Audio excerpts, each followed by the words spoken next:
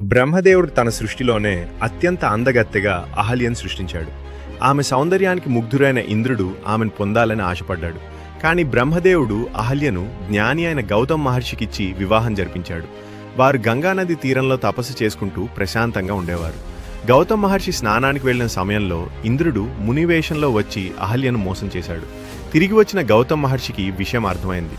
తీవ్ర ఆగ్రహంతో ఇంద్రుని శపించడమే కాకుండా అహల్యను చూసి, నీవు పాపాత్మురాలివి, స్పర్శ తెలియని రాయిలా మారి ఇక్కడే పడి ఉండు అని శపించాడు. విశ్వామిత్రుడు వెనుక వస్తున్న శ్రీరాముడు ఆ శిలను తాకగానే ఒక అద్భుతం జరిగింది.